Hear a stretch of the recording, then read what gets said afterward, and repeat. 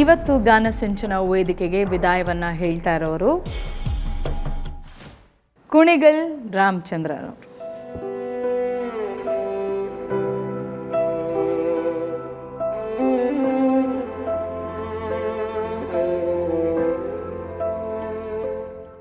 ನಮಸ್ತೆ. ನಮಸ್ತೆ ಮೇಡಮ್. ಇವತ್ತು ಗಾನ ಸಿಂಚನ ವೇದಿಕೆಗೆ ವಿದಾಯ ಹೇಳ್ತಿದ್ದೀರಿ, ಅಂದರೆ ನೀವು ಎಲಿಮಿನೇಟ್ ಆಗಿದ್ದೀರಿ. ಈ ಗಾನ ಸಿಂಚನ ವೇದಿಕೆಗೆ ನಿಮ್ಮ ಎಲ್ಲ ಸ್ನೇಹಿತರಿಗೆ, ನಮ್ಮ ತೀರ್ಪುಗಾರರಿಗೆ ಏನಾದರೂ ಹೇಳೋದಿದೆಯಾ? ಮೊದಲು ನನಗೆ ರಿಯಾಲಿಟಿ ಶೋ ಫಸ್ಟು ಒಂದು, ಆಮೇಲೆ ನಮಗೆ ಇದೆಲ್ಲ ಹೊಸದಾಗಿದ್ದರಿಂದ ಸ್ವಲ್ಪ ನನಗೆ ಗೊಂದಲ ಆಗಿದೆ. ಹಾಗಾಗಿ ಇನ್ನು ಉಳಿದಂತೆ ಏನೂ ಇಲ್ಲ. ಆಮೇಲೆ ನನಗೆ ಏನು ಅನ್ನಿಸ್ತಿತ್ತಂದರೆ, ಒಂದಷ್ಟು ನಾನು ಹಾಡು ಸೆಲೆಕ್ಟ್ ಮಾಡ್ಕೊಳ್ಳುವಾಗ ಹೊಸ ಹಾಡುಗಳನ್ನ ಕೊಡಬೇಕು ಅನ್ನೋ ಒಂದು ದೃಷ್ಟಿಕೋನ ಇತ್ತು ಅಷ್ಟೇ ನನಗೆ. ಈ ಉಳಿದಂಥ ಹಾಡುಗಳೆಲ್ಲ ನಮಗೆ ಗೊತ್ತಿರೋವಂಥದ್ದೇ, ಈಗ ಆಲ್ರೆಡಿ ನಾವು ನಾಡಿಗೆ ಕೊಟ್ಟಿದ್ದೀವಿ, ಹಾಡಿದ್ದೀವಿ. ಸೊ ಅದರಿಂದ ಹೊಸ ಹಾಡುಗಳಿಗೆ ಇದು ಕೊಡಬೇಕು, ನಾಡಿಗೆ ಹೊಸ ಹಾಡುಗಳನ್ನ ಕೊಡಬೇಕು ಅನ್ನೋದು ಒಂದು ದೃಷ್ಟಿ ಬಿಟ್ಟರೆ ಬೇರೆ ಇನ್ನೇನಿರಲಿಲ್ಲ. ಆದರೆ ಇಲ್ಲಿಗೆ ಬಂದಾದಮೇಲೆ ಕಲ್ತಿದ್ದೀವಿ, ಇನ್ಮೇಲೂ ಕಲಿಬೇಕು. ನಿರಂತರ ಕಲಿಕೆ ಅನ್ನೋದು ನಿರಂತರ. So date of birth to date of ಡೆತ್ವರೆಗೂ ಕಲಿಕೆ ನಿರಂತರ. ನಾನು ಬಹಳ ಕಲ್ತಿದ್ದೀನಿ, ಮುಂದೇನು ಕಲಿತೀನಿ ಅಂತ ಹೇಳೋಕ್ಕೆ ಇಷ್ಟಪಡ್ತೀನಿ.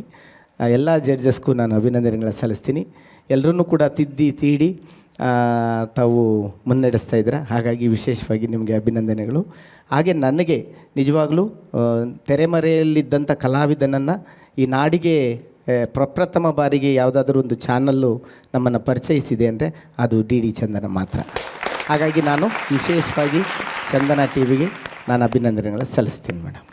ಹಾಗೆ ನಿಮಗೂ ಕೂಡ ಅದ್ಭುತವಾಗಿ ನಿರೂಪಣೆ ಮಾಡ್ತಾ ಇದ್ದಾರೆ, ಹಾಗೆ ನಿಮಗೂ ಕೂಡ ಅಭಿನಂದನೆಗಳ ಸಲ್ಲಿಸ್ತೀನಿ. Thank you so much. Thank you. ಎಷ್ಟು ಸೊಗಸಾಗಿ ಮಾತಾಡಿದ್ರು. ಅದೇ ಹೇಳ್ತಾರಲ್ಲ, ಗೆದ್ದಾಗ ಹಿಗ್ಗಬಾರ್ದು, ಸೋತಾಗ ಕುಗ್ಗಬಾರ್ದು ಅಂತ. ನಮ್ಮ ಸ್ಪರ್ಧಿಗಳನ್ನು ನೋಡಿದ್ರೆ ಅಥವಾ ಈಗವರೆಗೂ ಎಲಿಮಿನೇಟ್ ಆಗಿರೋರನ್ನ ನೋಡಿದ್ರೆ ಈ ಮಾತು ನನಗೆ ನೆನಪಾಗುತ್ತೆ. ಎಷ್ಟು ಸ್ಪೋರ್ಟಿವ್ ಆಗಿ ತೊಗೊಂಡು ಮುನ್ನುಗ್ತಾ ಇದ್ದಾರೆ. All the very best. Archana ma'am. Ramachandra ಅವರೇ, ಹೇಳಿ ಮೇಡಮ್. ಭಾರವಾದ ಹೃದಯದಿಂದ ಇವತ್ತು ನಿಮ್ಮನ್ನು ಕಳಿಸ್ಕೊಡ್ಬೇಕಾಗ್ತಾ ಇದೆ. ಯಾಕಂದರೆ ಚೆನ್ನಾಗಿ ಹಾಡ್ದೇ ಒಳ್ಳೆ ಗಾಯಕರು ಹೋದರೆ ತುಂಬ ಕಷ್ಟ ಆಗುತ್ತೆ. ಇವರು ಒಳ್ಳೆ ಗಾಯಕರು, ನುರಿತ ಗಾಯಕರು. Thank you madam. ಒಳ್ಳೆಯ ಗಾಯಕರಲ್ಲ ಅಂತ ಇವತ್ತು ಹೋಗಲಿಲ್ಲ. ಇವತ್ತಿನ ದಿನ ಮಾತ್ರ ನಿಮ್ಮದಲ್ಲ ತಪ್ಪುಗಳಾಯಿತು ಜಾಸ್ತಿ ನಿಮ್ಮಿಂದ. ಯಾಕಂದರೆ ಇಡೀ ಹಾಡನ್ನು ಶ್ರುತಿ ಬಿಟ್ಟು ಇವತ್ತು ಹಾಡಿದ್ರಿ. ನಾನು ಹೇಳಿದ್ದನ್ನು ನೀವು ಕೇಳಿಸ್ಕೊಂಡಿದ್ರೆ ಬಹುಶಃ. ಇಡೀ ಹಾಡು ಶ್ರುತಿ ಬಿಟ್ಟು ಹಾಡಿದ್ರಿ. ಹಾಗಾಗಿ ನಮಗೆ ಬೇರೆ ದಾರಿಯೇ ಇಲ್ಲ ಆಗೋಯ್ತು. ಹಾಗಂತ ನೀವು ಕೆಟ್ಟ ಗಾಯಕರಲ್ಲ, 200% ಅದ್ಭುತವಾದ ಗಾಯಕರು. Thank you madam. Thank you. ಆಮೇಲೆ ಈ ವೇದಿಕೆಗೆ ನೀವು ಒಳ್ಳೆ ಹಾಡುಗಳನ್ನು, ಹೊಸ ಹಾಡುಗಳನ್ನು ಕೊಡಬೇಕು ಅನ್ನೋಂಥ ನಿಮ್ಮ ಉದ್ದೇಶ ಕೂಡ ನಾವು ತುಂಬ ಮೆಚ್ತೀವಿ. Thank you madam. ಆ ಥರ ಕಂಫರ್ಟ್ ಝೋನಿಂದ ಹೊರಗಡೆ ಬಂದು ಹೊಸ ಹಾಡುಗಳನ್ನು ಕಲಿತು ಪ್ರಯೋಗ ಮಾಡುವಂಥ ಮನಸ್ಥಿತಿ, ಆ ಧೈರ್ಯ ತುಂಬ ಕಮ್ಮಿ ಜನಕ್ಕಿರುತ್ತೆ. ಅದನ್ನು ನೀವು ಪ್ರಯತ್ನ ಮಾಡಿದ್ದೀರಿ. ಆದರೆ ಇವತ್ತಿನ ದಿನ ನಿಮ್ಮದಾಗಿರಲಿಲ್ಲ ಅಷ್ಟೇ. ಇವತ್ತು ನಿಮ್ಮ ದುರದೃಷ್ಟ ಆಗಿರಬಹುದು, ನಾಳೆ ಮತ್ತೊಬ್ಬರ ದುರದೃಷ್ಟ ಆಗಿರುತ್ತೆ. ಆದರೆ ಜೀವನದಲ್ಲಿ ಎಲ್ಲದರಲ್ಲೂ ಗೆಲುವು ನಿಮ್ಮದಾಗಲಿ. ಒಬ್ಬ ನಾಡು, ಇಡೀ ನಾಡೇ ಮೆಚ್ಚಿ ಕೊಂಡಾಡುವಂತಹ ಗಾಯಕರಾಗಿ ನೀವು ಹೊರಹೊಮ್ಮಲಿ ಅನ್ನೋದು ನನ್ನ ಆಸೆ. ಆಗಲಿ ಮೇಡಮ್. ಧನ್ಯವಾದಗಳು. ದೇವರು ಒಳ್ಳೇದು ಮಾಡಲಿ. ಧನ್ಯವಾದಗಳು. ಮುನಿರಾಜು ಸರ್. ರಾಮಚಂದ್ರನಲ್ಲಿ ಇನ್ನೊಂದು ವಿಶೇಷವಾದ ಗುಣ ಏನಂದರೆ ನಿರೂಪಣಾ ಶಕ್ತಿ ಇದೆ. ಆಮೇಲೆ ಇನ್ನೊಂದು ಬಹಳ ಮುಖ್ಯ ಏನು ಗೊತ್ತಾ, ನಮಗೆಲ್ರಿಗೂ ಬೇರೆಯವರು ವೇದಿಕೆಯನ್ನು ಮಾಡಿ ಕರೆದು ನಾವು ಹೋಗ್ತೀವಿ. ಈತನಿಗೆ ವೇದಿಕೆಯನ್ನು ಕ್ರಿಯೇಟ್ ಮಾಡ್ಕೊಳ್ಳೋದು ಗೊತ್ತು. ವೇದಿಕೆಗಳನ್ನು ಕ್ರಿಯೇಟ್ ಮಾಡ್ಕೊಳ್ಳೋದು ಹೇಗೆ ಅಂತ ಗೊತ್ತು.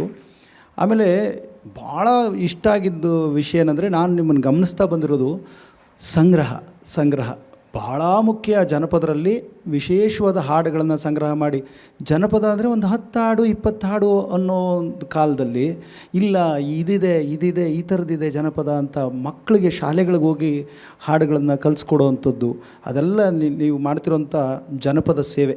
ನಿಮ್ಮ ಈ ಸೇವೆಗೆ ನಾವು ಆಭಾರಿಗಳು. ಆದರೆ ನೀವಿವತ್ತು ಬೇಜಾರು ಮಾಡ್ಕೊಳ್ಳೋಗಿಲ್ಲ. ಖಂಡಿತ ಇಲ್ಲ ಅಣ್ಣ. ಅಲ್ಲ, ಮಾಡ್ಕೊಂಡಿಲ್ಲ ನೀವು, ಮಾಡ್ಕೊಂಡಿಲ್ಲ. ಗೊತ್ತು. ಯಾಕೆಂದರೆ ಪ್ರಬುದ್ಧರು ನಿಮಗೆ ಯಾವ ವಿಚಾರಗಳು ನಾವು ಹೇಳೋಂಗಿಲ್ಲ. ನಿಮ್ಮ ಪ್ರಬುದ್ಧತೆಯೇ ತೋರಿಸ್ತಾ ಇದೆ, ನಿಮ್ಮ ಮಾತುಗಳ ಪ್ರಬುದ್ಧತೆಯೇ ಅದನ್ನು ಹೇಳ್ತಾ ಇದೆ. ಆದರೆ ದಿನ ನಿಮ್ಮದಲ್ಲ ಇವತ್ತು. ಆದರೆ ನಾನು ನಿಮಗೆ ಮನವಿ ಮಾಡೋದೇನು, ಕಿವಿ ಮಾತು ಹೇಳೋದೇನೆಂದರೆ, ನಿಮ್ಮ ವೆಲ್ವಿಷರಾಗಿ ಯಾವುದೇ ಹಾಡನ್ನು ಹಾಡಬೇಕಾದ್ರೂ ಕೂಡ ಮೂಲ ತಾಯಿಯನ್ನು ಯಾವತ್ತೂ ಬಿಡಬೇಡಿ. ತಾಯಿ ನಿಮ್ಮ ಕೈ ಹಿಡಿದ್ರೆ ಇನ್ನೆಲ್ಲವೂ ನಿಮ್ಮನ್ನು ಕೈ ಹಿಡಿದು ಬಿಡುತ್ತೆ. ಇದಿಷ್ಟೇ ನನ್ನ ಮನವಿ. ಥ್ಯಾಂಕ್ ಯು ಅಣ್ಣ. Thank you. Yes ma'am. ನಾನೊಂದು ಅತಿ ಮುಖ್ಯವಾದ ವಿಚಾರ ನಿಮಗೆ ಹೇಳೋದನ್ನು ಬಿಟ್ಬಿಟ್ಟೆ. ಇವತ್ತೇನಾಯಿತು ಅಂತಂದರೆ, ಈ ಎಲ್ಲ ಗಾಯಕರು ಹಾಡಿದವರು ಪ್ರತಿಯೊಬ್ಬರು ಅವರ ತಪ್ಪುಗಳನ್ನು ತಿದ್ದುಕೊಂಡು ಅವ್ರಿಗೆ ಬಹಳ ಟೀಕೆಗಳು ಮಾಡಿದ್ದೀನಿ ನಾನು.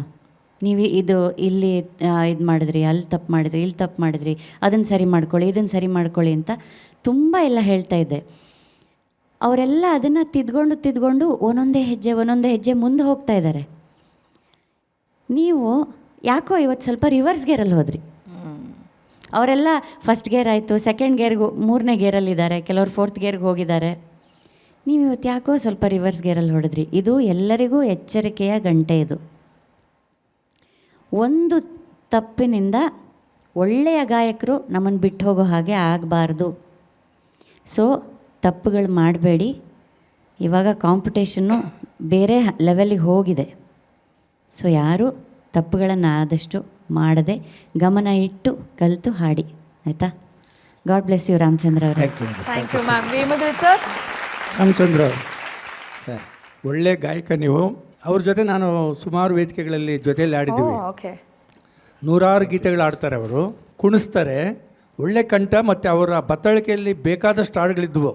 ಅವ್ರು ಹೇಳಿದಾಗೆ ಹೊಸ ಹಾಡನ್ನು ಕೊಡಬೇಕು ಅನ್ನೋ ಒಂದು ದೃಷ್ಟಿಯಲ್ಲಿ, ಅದು ಬಹುಶಃ ಅವರು ನೆನ್ನೆ ಮೊನ್ನೆಯಿಂದ ಅಥವಾ ಇವತ್ತು ಕಲ್ತ್ರೇನೋ ಗೊತ್ತಿಲ್ಲ, ಅಳಬೇಡ ನನಕಂದ ಅಂತ ಅನ್ನೋ ಹಾಡು.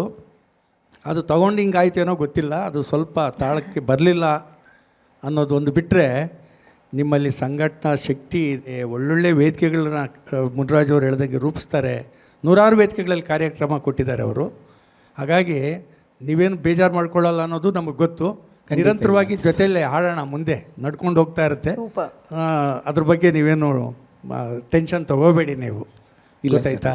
ಹಾಂ, ಆಗಲಿ, ದೇವರು ಒಳ್ಳೇದು ಮಾಡಲಿ ನಿಮಗೆ. Thank you. ರಾಮಚಂದ್ರ ಅವರೇ.